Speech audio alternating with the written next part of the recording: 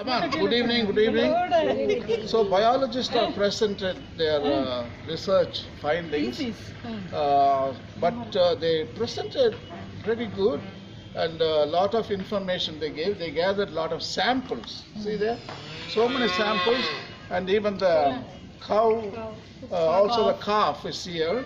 It's very hard to bring calf to this spot, but they brought it. And also the main thing, the fossils they brought. And also they brought the soil, which is the basis of every life on earth. Without soil there is no plants.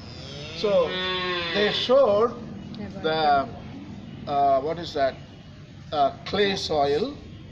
Some people are talking about gundu soil and so on. There is no gundu soil and so on. Okay, only there are 4 types of soil. What Jesus was also actually clay. That is the variyoraman. Then comes manal, sand, which is the parai, orathu, mannu. Moonavathu vandu pudar, natpudar. That is the humus. That is this thing what they brought. See here, kariman. So the last one is the nalla nilam. That is the mannu of where things grow. See, good soil. So they brought the manal. This is the clay. See, manal. That's the sand. This is the clay. See, they brought all the things, and then because I didn't take a lesson, they didn't know how to explain that. But you see, this is what the good soil is about. Keep it with you. See, this is the ratio. A good soil, 25% is water, 25% is air, and then it is made up of clay. See, clay, and then sand, and then this humus, and the muttu. 4 loamy soil. What soil? Loamy. L-O-A-M-Y, loamy. That is the soil. Good, nalla nilam. Today there are 12 types of soil is existing on the surface of the earth. Come here. 12 types of soil. It's called Taxonomy of Soil. All right? Which is the basis of everything. For soil, you know, where does it come from? Soil, where does it come from? A good question. You should ask the. Yes. See that? She told mountain. She told somewhat right, but rock. Yeah. See, that is the word. Soil comes from rock. There are only 3 types of rocks. Jesus knows the geology. He is a geologist. A science of and a study of rock is known as the geology. So there are 3 types of rock. What type of rock? Igneous rock. Adhaan karungallu. Rendavathu sedimentary rock, which forms under the water. It grows, big. And the last one is metamorphic rock. Only 3 types of rocks. So they have got different categories. Igneous has got basalt, gabbro, lot of varieties. Sedimentary also has lot of varieties. Last, metamorphic also, all varieties. You know this, all 3 rocks, especially the sedimentary rock comes from, the particles are coming from igneous and also metamorphic and also sedimentary particles, small particles. And they go and deposit in the water and they cement, they grow in the process of cementation. The rock cement, and it grows into big rock. Today, a lot of sedimentary rock is available here. You know that, no?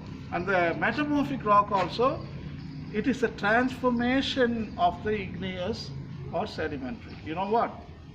When earthquake happens, it splits, and the igneous rock and the sedimentary rock go deep inside. The pressure and the heat changes both the rocks into metamorphic. You know marble? Marble is a metamorphic rock. Metamorphic means changing. So once upon a time it was a karungallu. And the karungallu, ulla ponadanaala heat and pressure made this beautiful rock called metamorphic. It changes into another type of rock. Idu 3 da irukku. So this is what Jesus teaches when he says, "You are rock, on this rock I build my church." But if you don't know the rock science, how are you going to understand what Jesus' statement is all about? Now we can interpret. Church is like strong like igneous rock, Karangallu Mari. Church is like a sedimentary rock, different particles, different truths. It brings and forms into one institution. Now you can also say metamorphic. Church changes according to place and time and culture.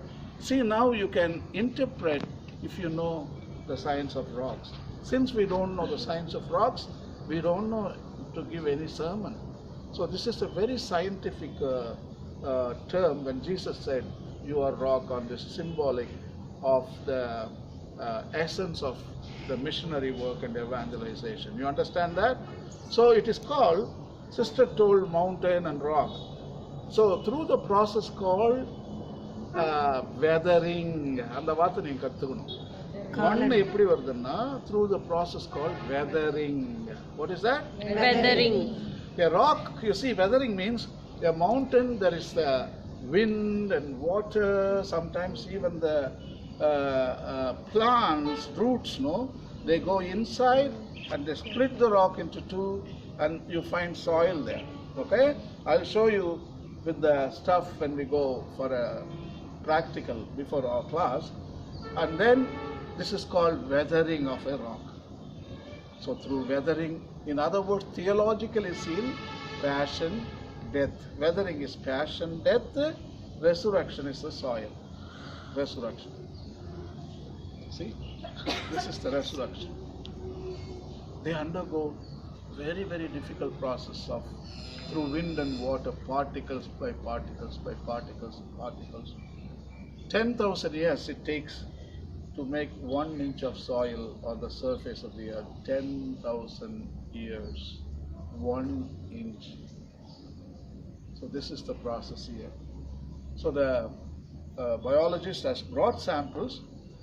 They try to give some information, but they are very much obsessed with the Carolinus classification of kingdom, phylum, subphylum, genus. So they were very much obsessed with that subject. And I expected them to shed some light on what benefits and what rewards, what role these animals, this soil, even these bones, what role they play, what is their contribution. That presentation was nil. So that is the observation I had on the presentation. You should have given what benefits they are. Without them we can't exist. At least that thing you should have mentioned. Without soil there is no life. When you destroy soil, you destroy the whole culture. You know Theodore Roosevelt, the American president in 1950, you know what he said? Learn this. A nation that destroys its soil destroys itself. Let me see whether you can repeat. A nation that destroys its soil destroys itself. Can anybody, audience, one of you can repeat that statement, what I said just now?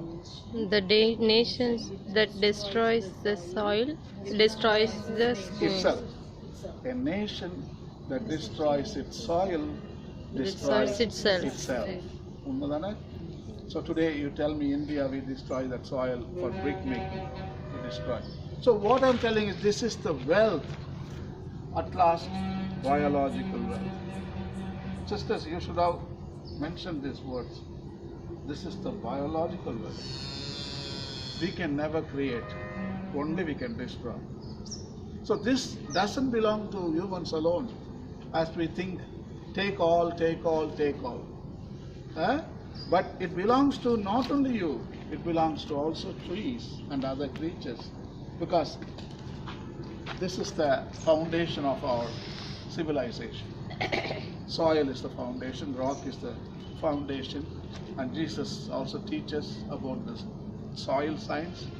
The parable of the sower, you remember? That is the Nalla Nilam. Okay, Nalla Nilam. That is the soil which produces 60, 80 and 100.